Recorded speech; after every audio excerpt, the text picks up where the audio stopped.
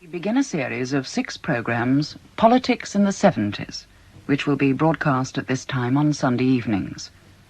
Robin Day introduces the series and the programme. For the first of this series of political dialogues, I have with me 2 of the most brilliant and controversial parliamentarians of our time, Mr. Enoch Powell and Mr. Michael Foot. And this is one of the rare occasions that they've faced each other in a broadcast discussion of this kind. Our programme now is the opening one in a series about politics in the 70s, which will feature not only Mr. Powell and Mr. Foot, who are with me now, but also Mr. Roy Jenkins and Mr. Reginald Maudling, who will join in later programmes. These 4 well-known figures between them span a wide spectrum of political opinion. And in this series they will be debating, either in pairs or in a group of 4, about their individual attitudes to some of the main political issues currently facing the country and their respective political parties. In beginning with Mr. Powell and Mr. Foot, we have 2 men who, to many people, appear to represent opposite extremes of political philosophy. Michael Foot, the passionate left-wing socialist, follower and biographer of Aneurin Bevan. Enoch Powell, the radical of the right, who preaches his own philosophy of conservatism and capitalism, which has come to bear his name. Yet, despite the philosophical gulf between them, Michael Foot and Enoch Powell have much in common. They are both devoted upholders of the rights of Parliament. They are both gifted and eloquent debaters, whose name on the electronic indicator is a signal for MPs to hurry back into the Commons chamber to hear them speak. Both are journalists and authors who have written political history. They have both, at different times, clashed with their party's official policy. But perhaps, and most interesting of all, they have in recent times found themselves on the same side in some of the big parliamentary battles, against the common market, for instance, against incomes policy, and against, some years ago, reform of the House of Lords. So I want to ask a preliminary question to you, Michael Foot. Do you not find it distasteful, or at least strange, to find yourself fighting on the same side as Enoch Powell? Well, it may sometimes be strange. Of course, we have some subjects on which we are deeply and passionately opposed. The principal one perhaps being race and immigration, another one being the whole working of the market economy. But your question is about matters on which we may find some agreement. Take, first of all, the House of Lords or the common market. I think the common strand that affects our views on these matters is that both of us, at least I'm certainly opposed, and I'm sure Enoch Powell is opposed, to the destruction of the House of Commons, its power and its authority as an instrument of democracy in this country. And I believe that powerful forces and powerful people are engaged in trying to destroy the House of Commons. Mostly they're doing it unwittingly, but that's the consequence of what they're doing. And that was what happened in the debates on the House of Lords and on the common market. Enoch Powell, do you accept that as a common strand between you? And do you find it distasteful being on the same side as Michael Foot? One never finds it distasteful to have allies, especially powerful and persuasive allies. So give me allies. I think it's most instructive to take each of these subjects separately. And while I agree with Michael Foot about the common strand, for example, between our joint opposition to entry into the EEC and to the 68 proposals for reform of the House of Lords, even those 2, I think, are worth taking apart. Let's look at the House of Lords for a moment. Now, I'm quite sure that both of us regarded the proposals for reform as an attack upon the House of Commons. We saw them as bound to put more power in the hands of the executive and to increase its independence of the House of Commons. And by its independence of the House of Commons, I mean its possibility of being indifferent to debate, questioning, giving account in the House of Commons. And yet you oppose the legislation from diametrically opposed philosophical point of view. Exactly so. I've no doubt that in his philosophy, Michael Foot would uphold the workability, perhaps the desirability of the second chamber. I approach this from the point of view of what Burke called prescription. I regard the power, the rights of institutions as prescriptive, as deriving from what has come to be. And in that sense, I suppose we exemplify the difficulties both of, we have to use the word sooner or later, the left and the right. The right finds it easy to explain what is and to justify what is, but not to account for change. The left finds it easy to justify change, but not to account for what is and what is accepted. So there you have an example where we coincided in opposition and where there was a genuine emotional coincidence. We were defending the same thing and saw ourselves as defending the same thing. And yet if you'd asked us, well, what do you want to do instead? We would probably have given very different answers. Michael Foot? Yes, I'm sure that we would give different answers. I wasn't against the reform of the House of Lords because I thought the present House of Lords is an institution that needed to be defended at all. I would be very glad to see it consigned to final oblivion. What I was opposed to, and where we overlap partly, is that the so-called reform proposals would, of course, have not merely strengthened the House of Lords as against the House of Commons, but they would have tended to corrupt the House of Commons in the sense that the executive would have had enormous sway over the House of Commons. However, I do not entirely agree with what Enoch Powell says about the difference between the left and the right, about their view on institutions. I believe that the traditions of democracy and freedom in this country, which in my judgment in history have been contributed mainly from the left, are very powerful forces in framing the way in which the left reacts to these situations, and it is because of that I believe the left is a much better defender of freedom. Indeed, the elaboration of the freedoms we have in this country have usually had to be fought for, and we had to fight against somebody in order to achieve them as well, and it was mostly the Tories who wished to preserve what was in the past, and of course we wouldn't have had our freedoms if we hadn't had those fights. There are two very revealing things in what Michael Foot's just said. First, he's shown what I've always suspected, but never found explicit, that he does accept prescription, tradition, he used the word, as a framework within which he, from his point of view, as well as I from mine, cannot but wish to operate. And indeed, I've suspected this because a man can't be the great parliamentarian that Michael Foot is unless he has a respect for institution as institution and for tradition. I don't mean mindlessly, but for tradition as a framework, maybe a framework which you shake, which you alter, but still a framework from which you start. I thought that was very significant. And the other thing was the chopping block theory, if I might so describe it. And this, of course, is the insoluble dilemma of all of us in the House of Commons. And when Michael Foot and I look at one another across the floor of the House, I suspect we say to ourselves, that is, whoever it is that's saying it, I know jolly well that my theory of society, my view of the future, my hopes and aspirations are those that not only ought to prevail, but shall prevail.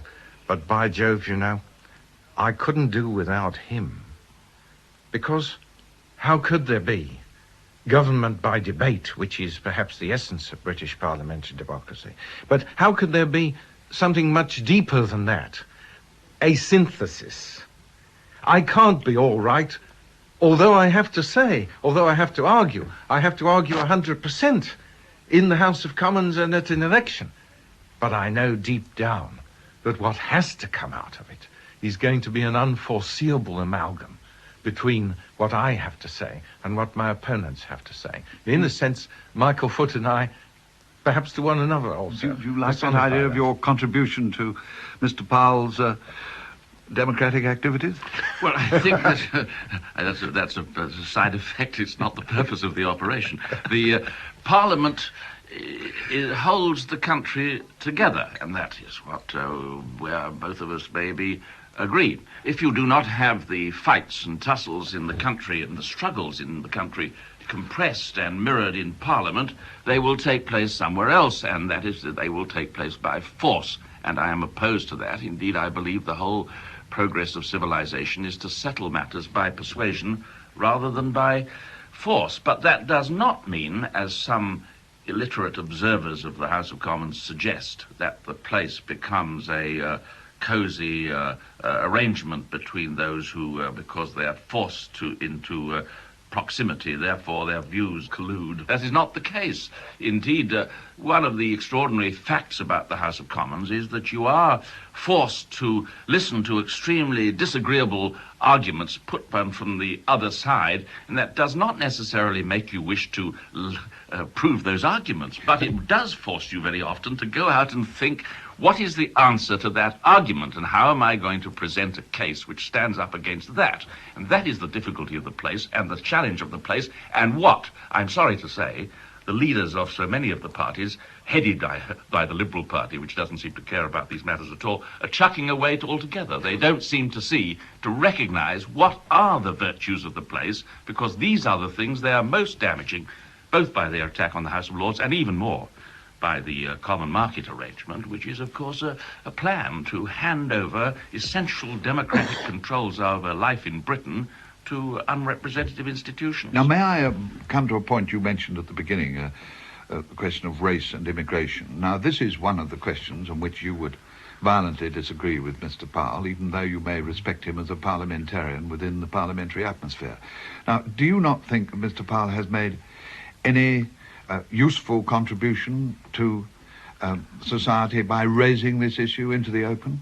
Or do you think it's an odious and disagreeable thing that he's done? Well, I think there are a lot of people in the country who agree with him, and therefore that is his excuse, if you like to put it that way, for saying what he says. And those of us who take a strongly opposite point of view have to take account of that fact. But my disagreement with him is based on two fundamental matters, one touching on what we've already discussed. That is to say, I believe the way in which he puts his case on this subject is destructive of the community, in the sense that more and more of the coloured people in this country are born in this country. They are citizens of this country. They should have absolutely equal rights with everybody else in this country. And if they are singled out as being a section of the community that is disruptive, or that should be sent back to places where, in fact, they weren't born, that is disruptive of the community itself. The second reason why I'm so strongly opposed to what he says is that I believe that all the great immigrations that have come to this country have been highly beneficial to this country, whether you take the Huguenots or the Jews or the Irish. All the people who've come to make the mongrel nation that we are have greatly contributed to the variety and greatness of English or British life. Mr. Powell, disruptive, destructive, and contrary to our tradition of welcoming immigrants who have been useful to us. I'd be fascinated to know where Michael Foot would stand on this, and I'm not impugning anything at all that he's said, if he had happened to be, for example, a member of Parliament for Wolverhampton or one of the Birmingham seats. And he's quite entitled to say that he could give me examples of people who agree utterly with him and who represent such constituencies. Nevertheless, this, unlike the other subjects we're discussing, is a subject which found me, and I didn't go looking for it. And there are two aspects to it. There are two aspects on which people can rationally differ.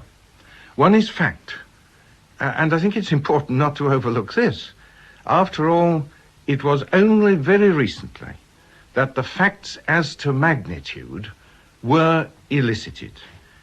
And in the middle 1960s, it was my own realization that I had been mistaken as to the facts, had been misled and misled myself as to the numerical facts, which produced a very sharp reaction in my own mind and drove me, I would say, to bring this subject to the fore and to press it upon colleagues.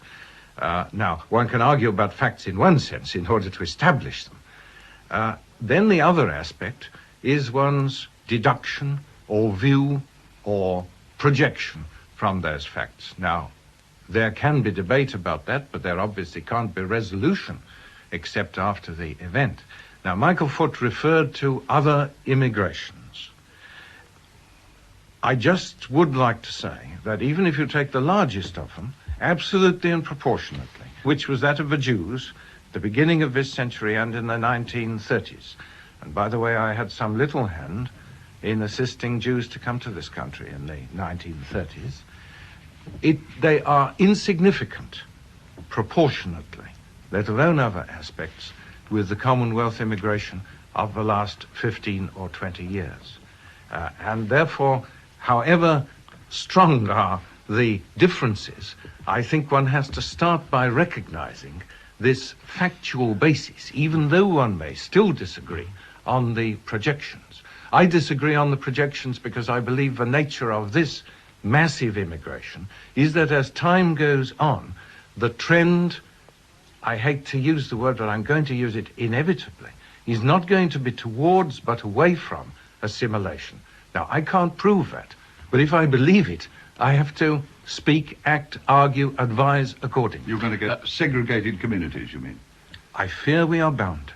Michael Foot, do you think that's answered your particular points about disruption and destructiveness? No, I don't think it's answered them, and of course it wouldn't be much sense in our having the full argument about the numbers and the rest now. I disagree in the comparisons, and I think not taking any particular number that I can disprove what Enoch Powell says by taking the Irish immigration. If you take proportionately, the Irish immigration, I should say, is far greater than the coloured immigration of the past 20 years. The Irish immigration has been very big in many areas. Now, some people say, oh, well, the Irish should have never have come here. But, of course, the people who say that probably were immigrants from somewhere else, too. Most of us are immigrants in one form or another, if you go back far enough. And the Irish immigration, a very big one, has contributed very greatly, in my opinion, to the general variety of this country. If you take the labour movement of this country, it'd be very much poorer if it hadn't been for the Irish contribution. And so I believe that the assimilation of other peoples in our country has been to the untold benefit of our country, as long as we determine to assimilate and to allow them to be assimilated, of course. And as long as they wish it. Ah, yes, of course. And coming back to the philosophical point, if you like, in my opinion, it is contrary to the general theme of a lot of other things that Enoch Powell says, that he should be acting or speaking in this manner, because it is contrary to the idea of trying to sustain the British community as one community. Could I put this point to you, Michael Foot? You are a Democrat. I don't know whether you ever use the phrase trust the people, but you believe in the popular will, and you want the people to take over things. How do you get round this point that a great many people, probably a great many people in Ebbw Vale, who are your supporters, think that Enoch Powell is right? And does that cause you to think again? Well, of course, a lot of them do, and a lot of them share his view, and there's no point in disputing the fact that large numbers of people in the country do. And if anybody like myself were to condemn them, it would be a scandalous situation, because they are entitled to express their views too. But, in my opinion, and I think Enoch Powell would probably agree with this, it isn't the business of politicians merely to go around and find out what the popular will is.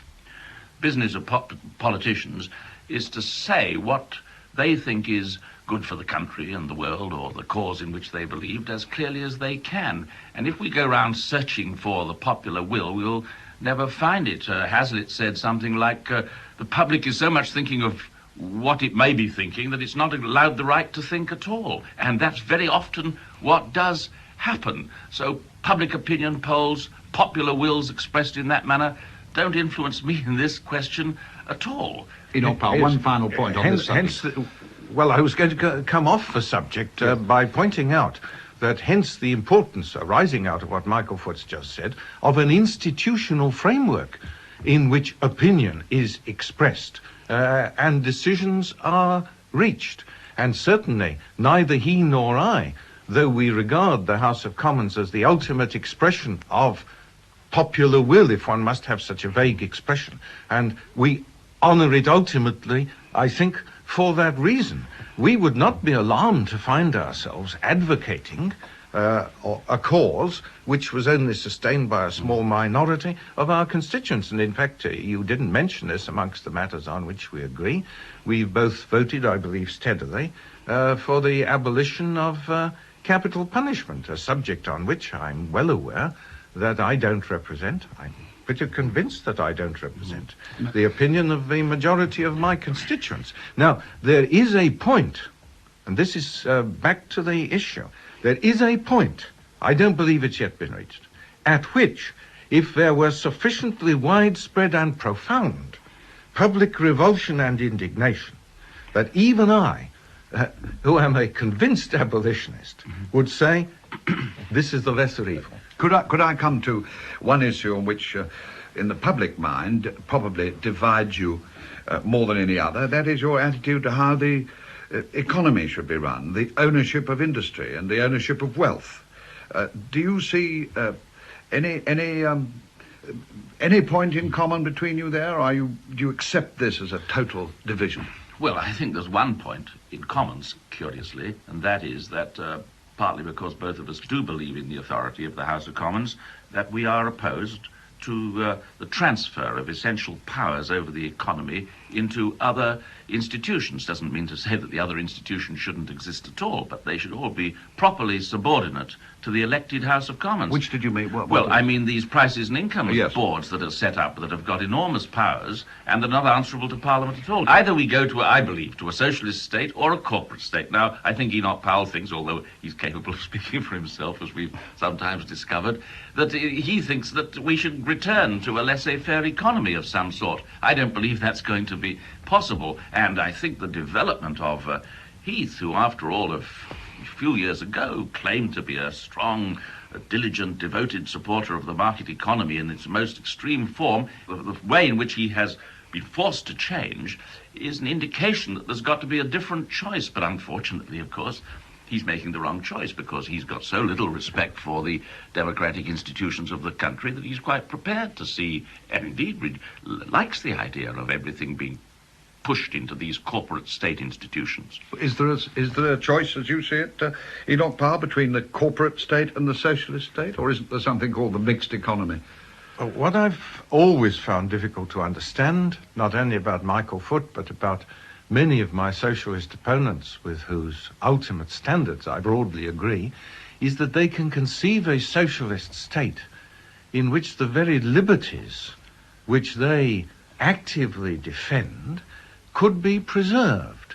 I understand something of a distinction which we're trying to express when we use the terms corporate and socialist. Nevertheless, if the state is going to determine the course and content of the economy, then, in my view, willy-nilly, it will transfer from individuals and from automatic mechanisms decisions over people's lives so that they become arbitrary decisions of power. And by their very nature, these decisions will be unappealable. Now, Michael Foot and I both hate prices and incomes boards because they take arbitrary, unappealable, unjusticiable, in the last resort, undebatable decisions and impose them upon people. Now, to me, the virtue of a market system is not the beauty of a splendid machine functioning effortlessly and accurately like a computer. Not a bit. I regard it as a very makeshift affair, if you like. But at least I do regard it as the preferable alternative method of getting economic decisions taken to a series of state institutions, whether socialist or corporate, which are going to find themselves imposing an arbitrary will upon a people and upon its development. Could I just inject a thought here that the things like the Prices and Incomes Board and similar institutions are, in the minds of those who set them up, institutions set up by Parliament to defend the interests of the people, the consumer, against the powerful forces of capitalists and trade unionists and so on, and therefore it's a very sensible democratic thing to have. Neither socialist nor corporate, but common sense to have some kind of regulation in the public interest. I'm in favour of regulations in the public interest. One of the questions is how you do them and how you keep control over the bodies that you give the powers to. But on the general subject, of course, as a socialist, I think it is absolutely essential to mobilise the power of the state or the community, whichever you like to call it. The community is the democratic expression of the state. But Enoch Powell referred to the constituencies from which we come. If he came from a constituency in South Wales, he wouldn't talk about the great virtues of the market economy with quite such ease as he sometimes does, because we've seen it. The market economy almost wrecked Wales. South Wales in the 20s and the 30s, the Great Depression, which is not forgotten, and we've seen now in modern times how huge industrial changes, technological changes, can only be put through if the community steps in some form or other to prevent these changes being pushed through in a manner which grinds people to pieces. But a nationalised industry has also done harm to your constituency. Yes, it has it? indeed. The steel. Yes, and we have to control that too. We've at least got a chance of changing over from one industry to another, or one set of industries to another, under the kind of arrangements we've got now. If the industry was in private hands, it might have been closed down overnight without any possibilities. All the redundancy payments, all the proposals for bringing in alternative industries, all these arrangements of assistance and subsidies, all these are interventions with the market economy. And of course, these great areas of the country would be devastated. Now, Enoch Powell, I know, thinks, despite his saying that he doesn't think it's such a perfect machine, he still thinks that the pressures of trade unions and these organizations doesn't have much effect on the way this powerful market economy works. And that, I believe, is his fundamental error. That view will never be accepted by the British people. Do you admit to that fundamental error, Mr. Powell? I must say I've enjoyed the spectacle in the House of Commons in recent months of Michael Foot tearing into the nationalised steel industry. And I couldn't help thinking as I listened to it, you know, the Ebbw Vale steelworks, like the Shotton steelworks, they'd love the opportunity to have a go. They'd love the opportunity to discover, by trial and error, by attempting to make a profit under those conditions, or find alternative directions in which to make a profit, to show that there was life in the old dog yet, and to show that there were possibilities and hopes that a central mechanism couldn't imagine. And it is really choice. My greatest fear of socialism is that its choices and its vision, which will be no wider than those of a little set of men somewhere, politicians perhaps democratically elected, but still a little set of men, will fall very far short of the possibilities of the real world, which people will find out for themselves, but can only find out through the capitalist mechanism. Well, the real world involves how investment is to be made and on what scale it is to be made in the great industries of the country. Those decisions might have been made 20 or 30 years ago amongst private bodies, these little little groups of people sitting aside carefully looking at these matters. It might have been decided 30 or 40 years ago like that. Now, the decisions of how much you're going to invest in coal and steel and all these things. And Concord. Yes, they and have Maplin. They have to be, yes, whether you're going to do it or not, whether you're going to want to do Maplin, you can decide yes or no. But this has to be done by the state in some form or other, because the sums involved are so huge that no individual can provide them. Talk of the real world, it's Enoch Powell who lives in a fantasy world, because he's thinking it's the same as in the days of Adam Smith. Nothing of the sort. Now the question is, who is going to control these vast corporate funds? Who is going to control these multinational companies? Are we going to mobilize the power of the independent, sovereign, democratic state in this country to help to do so? You can still use the phrase independent, democratic, sovereign state, can you, even though we've joined the common market? We will have to recover some of the powers that we've wantonly thrown away. That's, of course, one of the main objectives that I'm after. If we decide to proceed with entry into the common market and along the lines laid down, we will not have the power, because the power will have been transferred to the Commission and the Council of Ministers in Brussels. That's what they're after, and they don't want it answerable to any effective democratic assembly. That's why they took away the powers from the House of Commons. But we have to recover them, and if we don't recover them, certainly we are going to be at the mercy of these great multinational companies. The only power in the present modern world which can stand up to the conglomerations of capital is the power of the individual states. Mr. Powell, do you Who agree is with to that? control them, says Michael Foot, and that's the question indeed. Now, my answer still is that over the application of great masses of capital, and particularly new capital, because it's new capital that matters. The future of the country is determined not by so much by what we do by the existing capital, that's over the dam, but where we put the new savings year by year, the fruits of our current endeavour. Now, who's to control that? My answer is that it is much safer that should be controlled by the necessity of showing a plus rather than a minus, than that it should be controlled by any organisation, even though that be ultimately responsible to a political body like the House of Commons. And it simply isn't true that the size of the aggregations of capital alters this. After all, what amount of capital is in the petrochemical industries in this country? The state would not have decided to put into the exploration and exploitation of a resource which we didn't know of, the capital which the petrochemical industry has put into it. It's true, of course, that compared with 200 years ago, the aggregations of capital are far greater, but they are still just as accessible to the discipline of a market, to the necessity of being ultimately accountable through the market to the customer.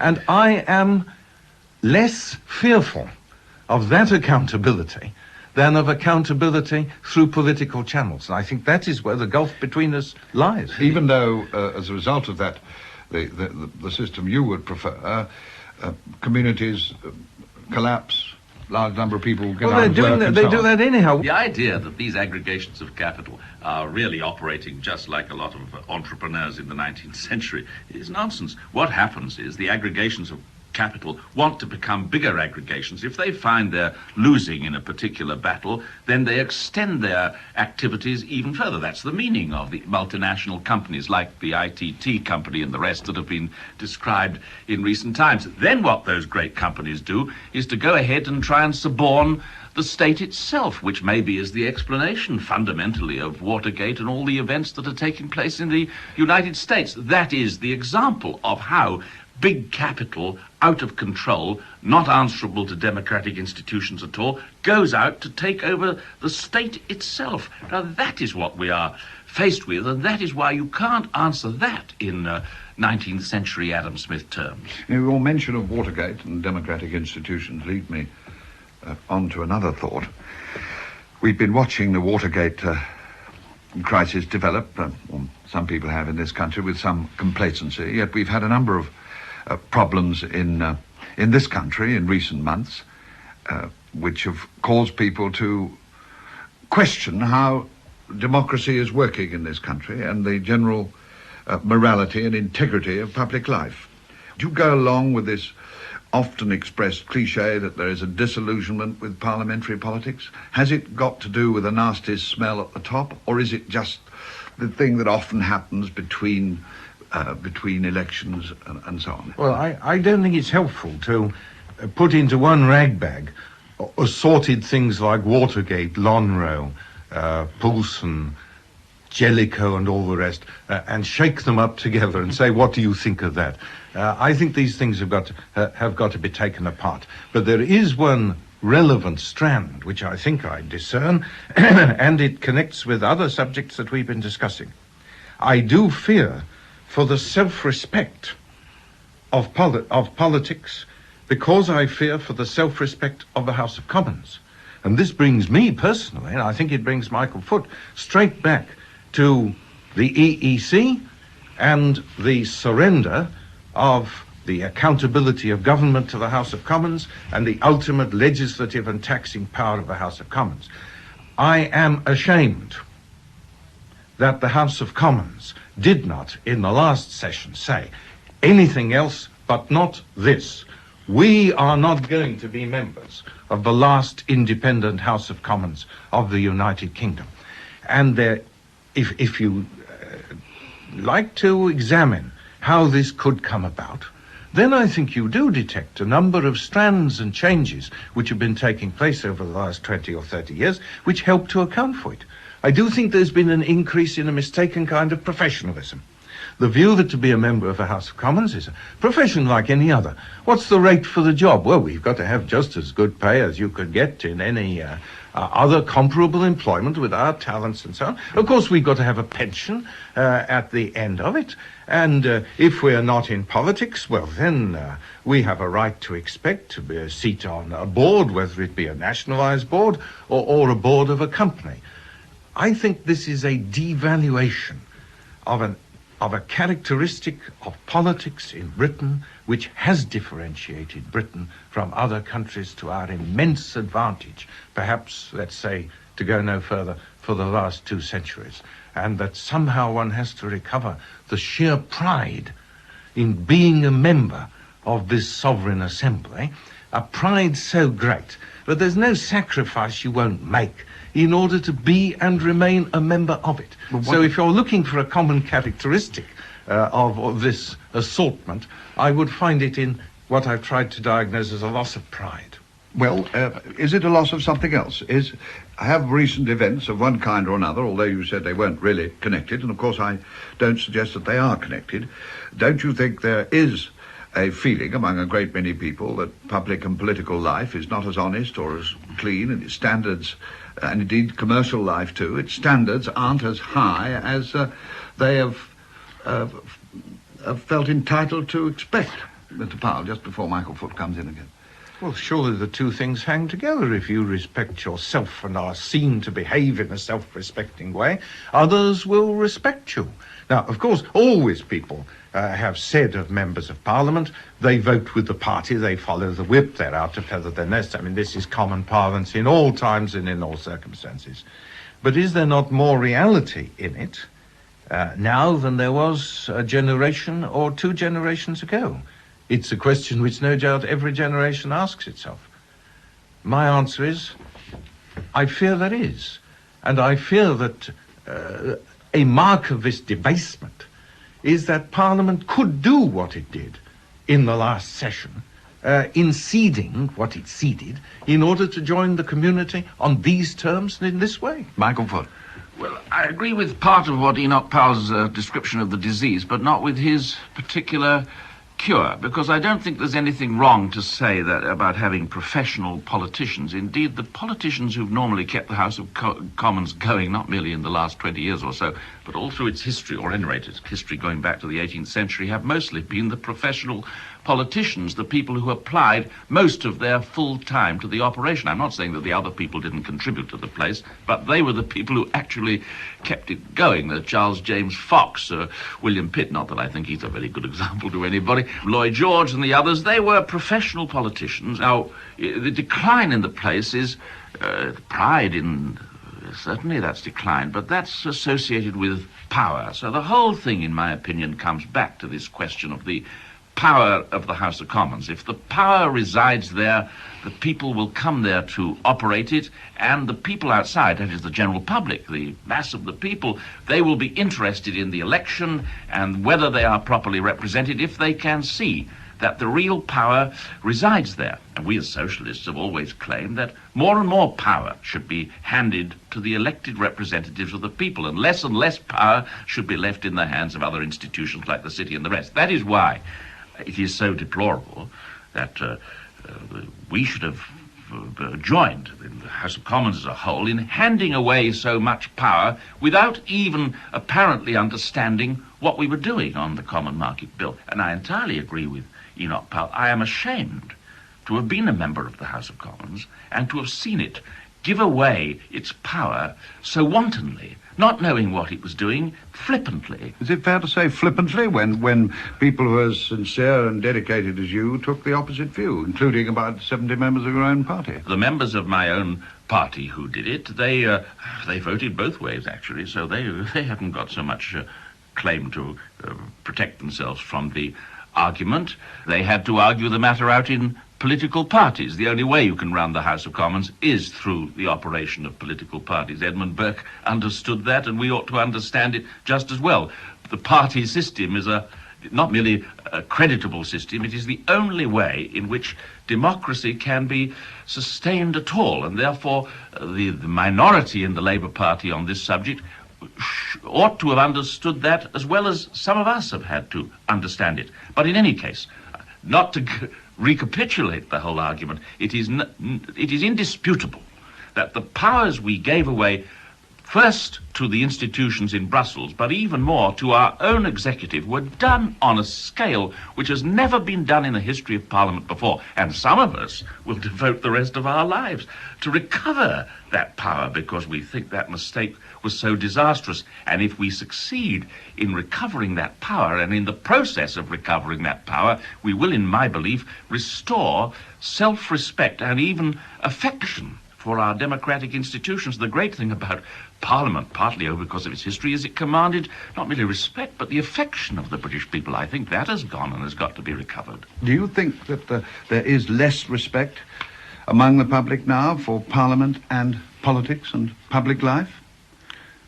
Well, I think for the reasons I've described that it is so. I don't think it is because of the other concatenation of events that you mentioned, because I could go back into history and ransack events of similar character which had occurred at various times. But what has not occurred since the 17th century, what has not occurred is that the House of Commons itself should agree to hand away its powers on such a scale. It's never been done since the days when we were ruled by divine right. You're both in agreement to this, so perhaps I may be permitted to put a point to you.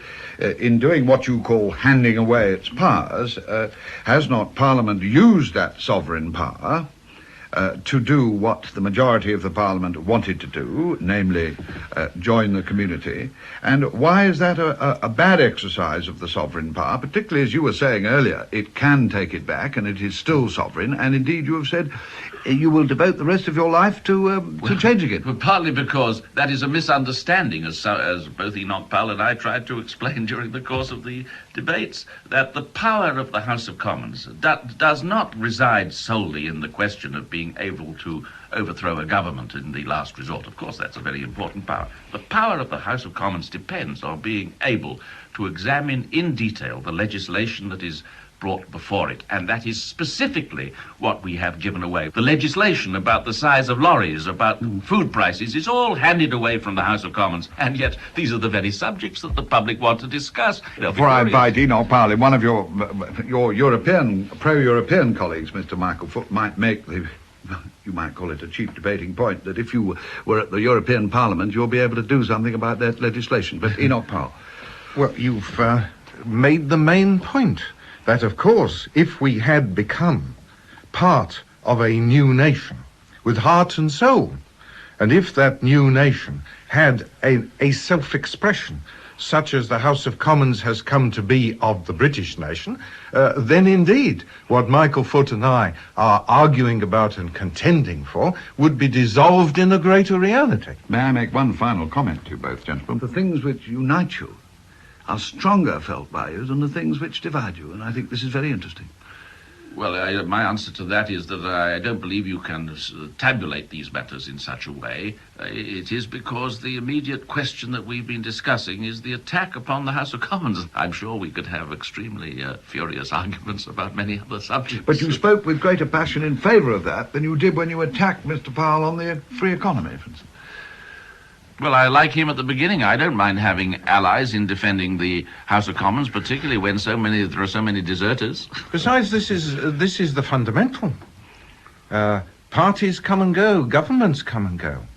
But if we lose the power to make and unmake governments, to make and unmake parliaments, then everything else is changed.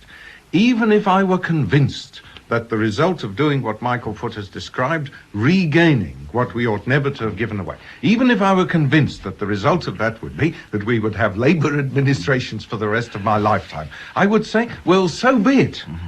But at least we have retained the power to decide under what general principles this nation is going to be governed. Would you rather have a Labour government in this country which took Britain out of the common market than a Conservative government which did not, Mr. Powell?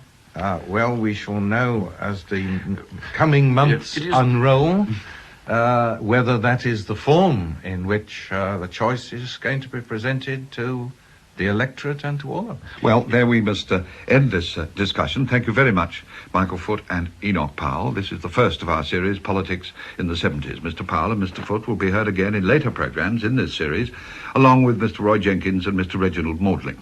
And it is they who will be debating together next Sunday at this time.